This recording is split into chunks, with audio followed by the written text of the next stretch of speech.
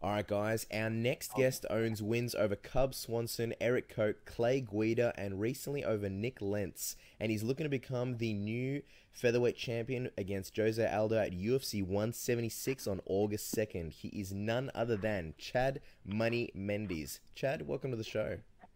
Hey, thanks for having me, guys. Oh, thank you so much for coming on. We'll just get right into it. We haven't seen you since your December win over Nick Lentz. Did you have a feeling you were going to be next to fight Jose Aldo, and have you been training already for this fight? Yeah, I mean, that was definitely something that, we were hoping for right after that fight.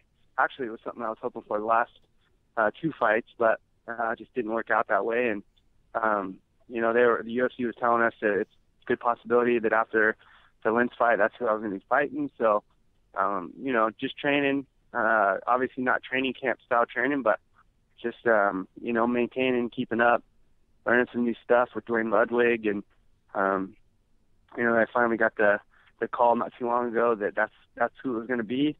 And basically we were just waiting on the location and the date. We didn't know an exact date or location, but finally just got it, and UFC just posted about it. So now we're here talking about it.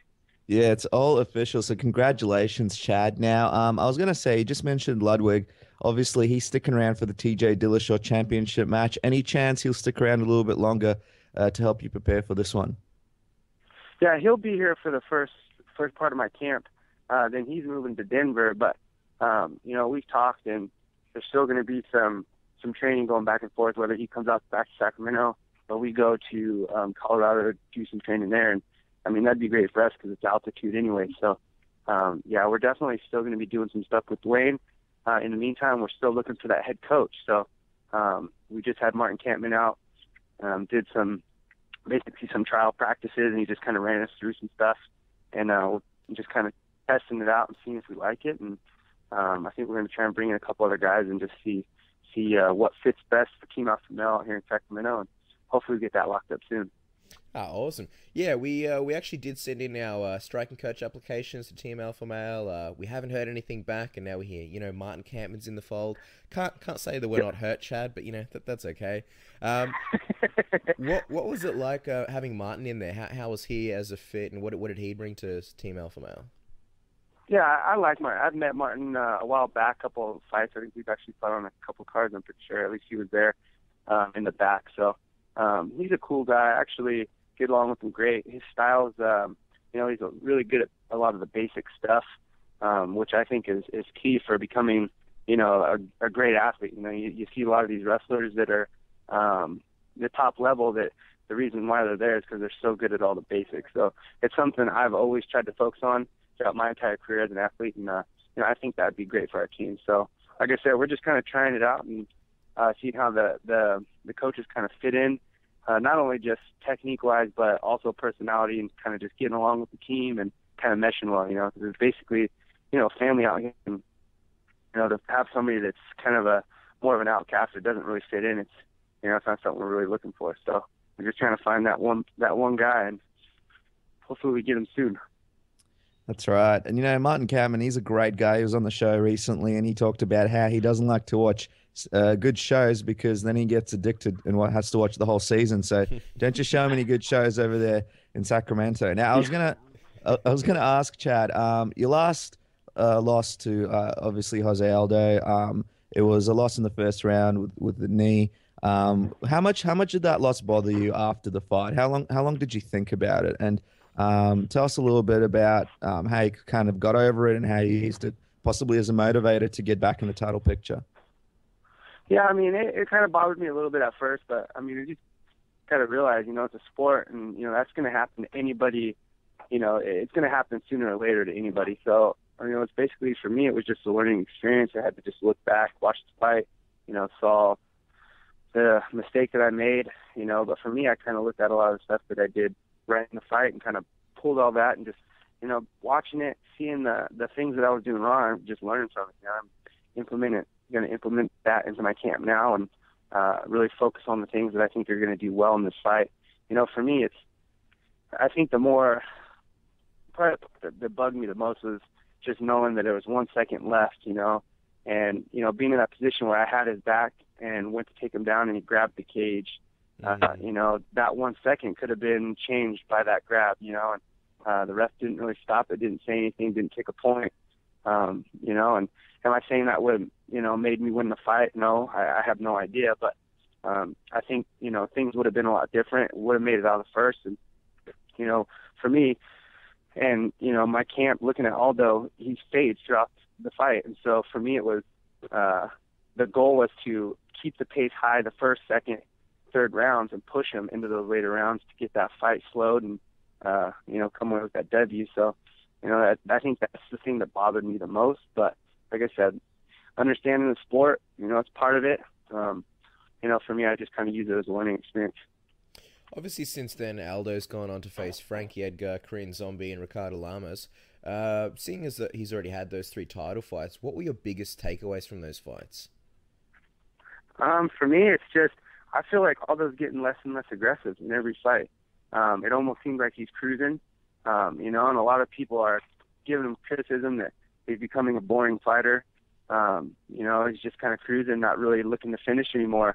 You know, I don't know if that's because, you know, he's getting injured so much throughout his training camps. I mean, the guy's pretty much fighting once, maybe 2 times a year. Maybe his body's not able to hold up with it anymore.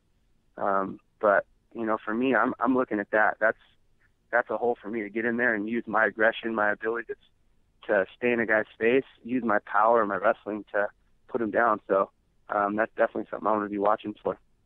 Now, last time you fought Aldo was in Brazil. This time it's going to be in LA. How much of a difference do you think that's going to make to your fight and to actually get in there and not having to worry about certain things? I mean, I think this is going to be huge for me. I mean, it was tough going to Brazil. That was my first time having to do that, especially something that big. I mean, a title fight. You know, it was crazy walking out and having the entire crowd chant, "You're going to die" in Portuguese. And, you know, the flight, getting used to the time change. I think we fought like at 3 or 4 in the morning. Oof. It was just, it was tough, man. And, you know, this time we're in my backyard. You know, it's going to be easy for me. It's about an hour flight. You know, no time change. The food's all going to be the same for me, so the weight cut's going to be easy. You know, it's just something that I think it's all going to be in my favor as far as the hometown advantage. You know, and last time when we fought afterwards, he jumped out and did all the crowd surfing and stuff, and, you know, I was saying payback's a bitch. You know, this time we're going to be in my hometown, and it's going to be my time to get in there and put Aldo down and maybe do a little crowd surfing. Nice. Now, everybody's beatable. What would you say are Jose's biggest holes or weaknesses, and what do you do better than Jose? Yeah, I agree, man. Everybody's beatable. I mean, especially in this sport with those tiny, tiny gloves, no one can get caught with a punch any time and go to sleep. Same thing with a knee, a kick, elbow, anything. So, I mean, for me, I think obviously I have my wrestling, but I've improved a ton on my stand-up. Now, you know, stand-up obviously is his strong point, so a lot of people are saying that now that I feel more comfortable with my stand-up, it's just falling more into his game, which is going to benefit him more. But I look at it like this. My stand-up's better. I can hit hard. I can put people to sleep with one punch. Now he's got to respect that. Now my wrestling comes into play. I can mix up my wrestling with my striking very well now. So that's something he really needs to watch out for. And also his cardio. I mean, getting pushed in those later rounds with me being able to mix up the wrestling with the punching, I can push him a lot harder than I could before.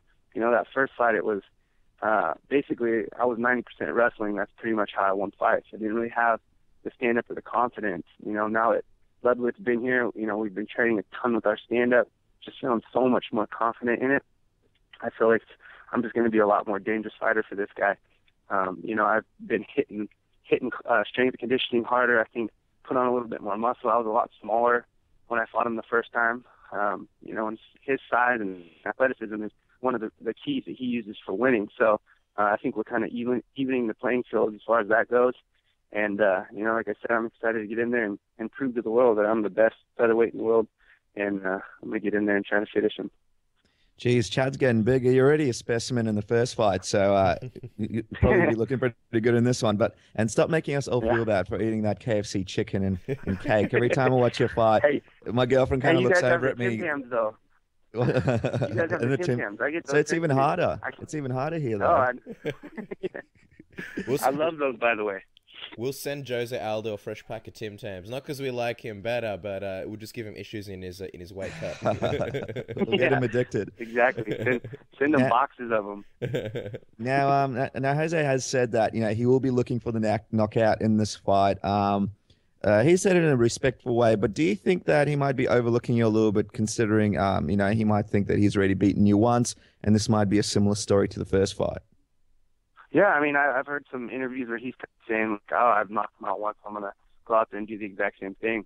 And I gotta say to him, I really hope you're not overlooking me and just expecting that to happen again, because this is going to be the toughest fight he's ever fought. This is a new and true Chad Mendes, and I'm looking to get in there and test all the waters, push him to the deepest water he's ever been in, and make this a fight. So I definitely hope he's not overlooking me.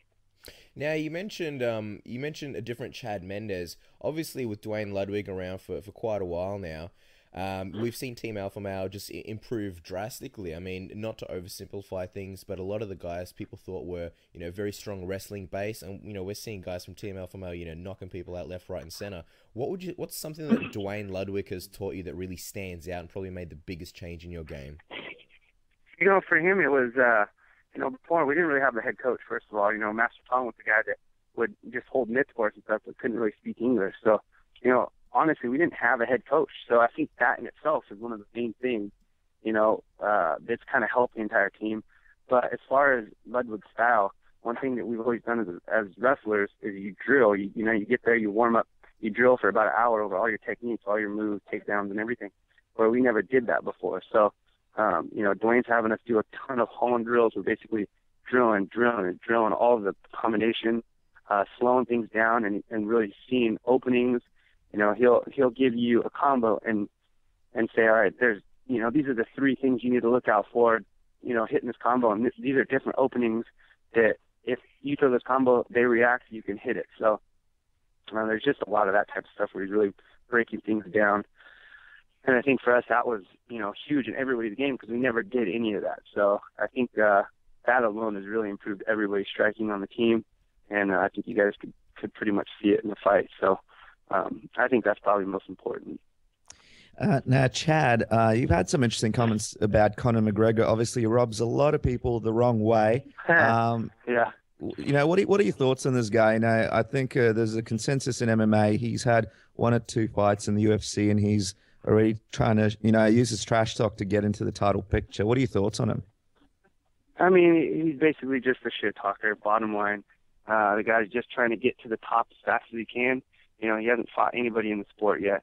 And it's his way of just trying to get up there as fast as possible. So I've just been ignoring it for the last few months because I know that's exactly what he wants. He wants a reaction. But, he's just making it personal. And I can't stand it anymore. The guy's an idiot, basically. You can't just fight 1 or 2 guys in the lower tier and expect to be fighting for a title. You got to fight someone at least in the top 10. And even still, there's few guys in the top 10 you need to fight before you even get close to that title shot. So, I was just watching a video the other day of him get submitted in the first round.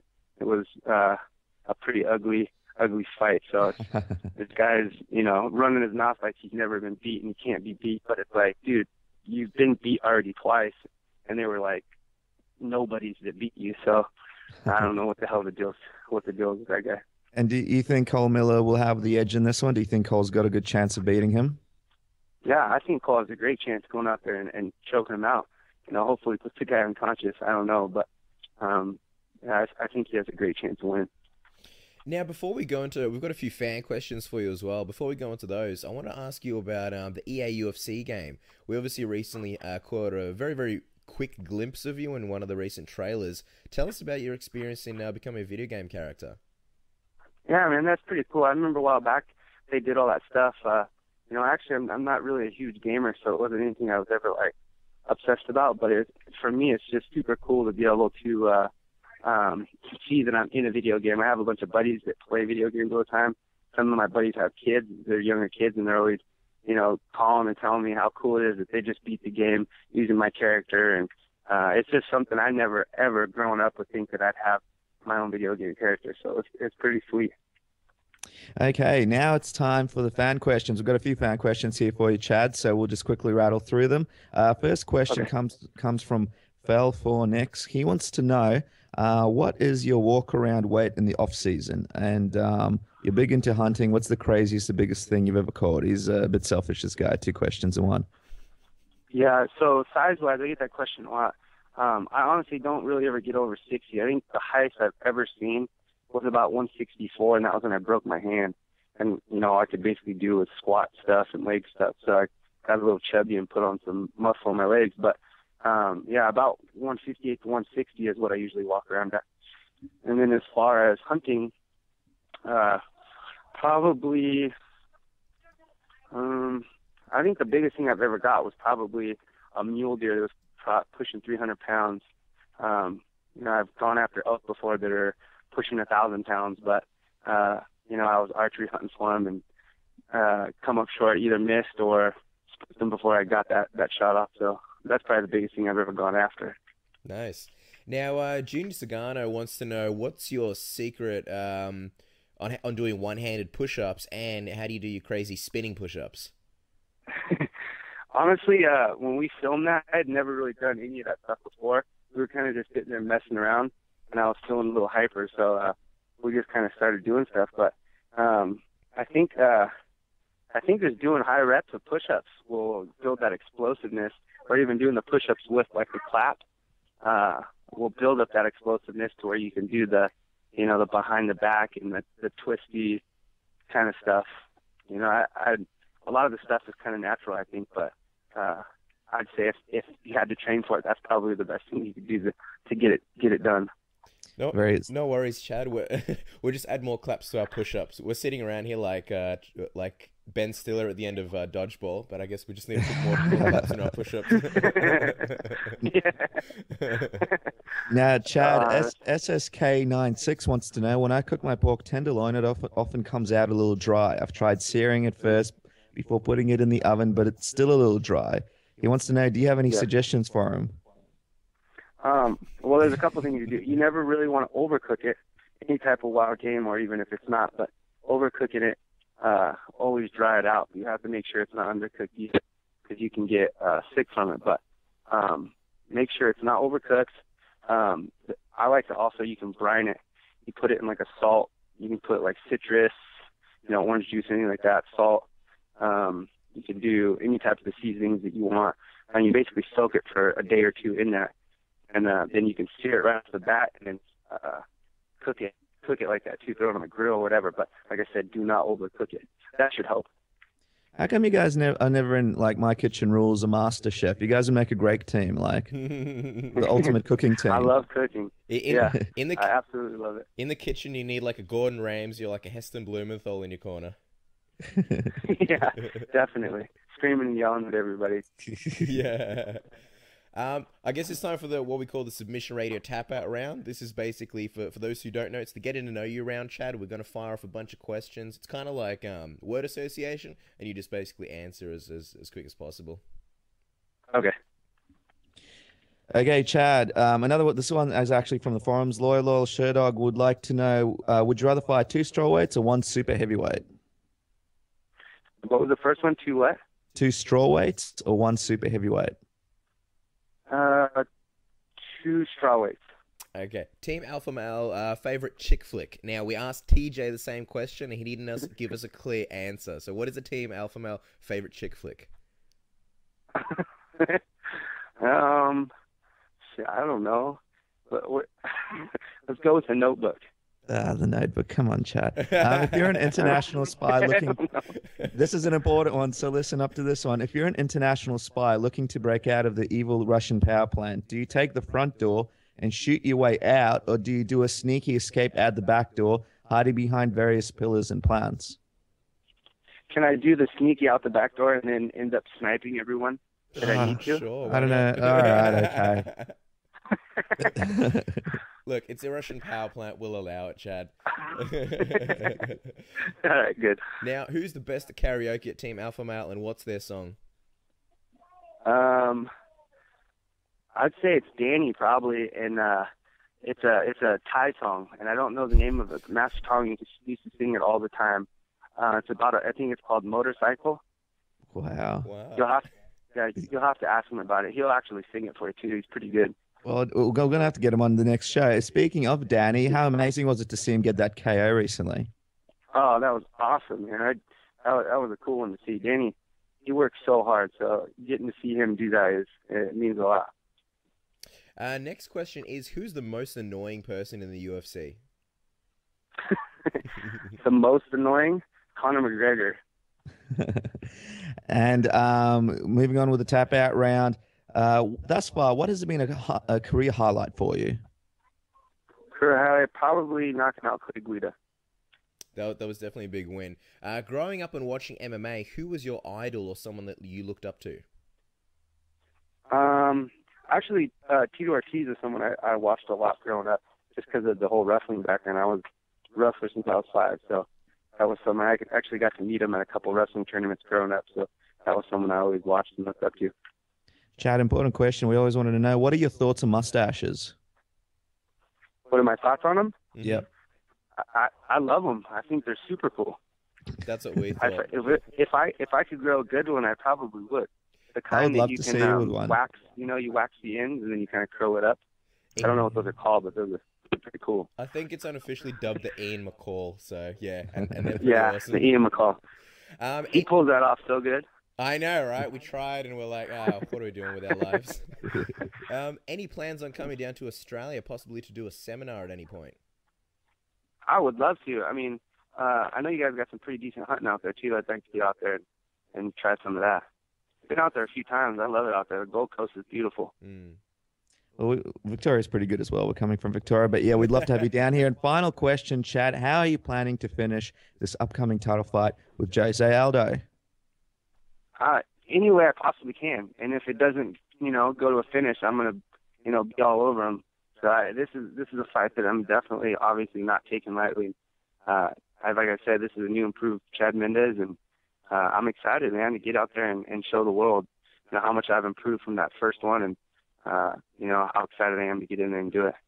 Guys, here's the new and improved Chad Mendes. Now with the retractable claw action, he is fighting Jose Aldo at UFC 176 on August 2nd. And in Australia, of course, it's going to be August the 3rd. So check that out. Can't wait. And hopefully we see some LA crowd surfing. Chad, it's been an absolute pleasure having you on the show. Thank you, guys. I really appreciate it. Good talking to you. Thanks, guys. Stay tuned for more Submission Radio.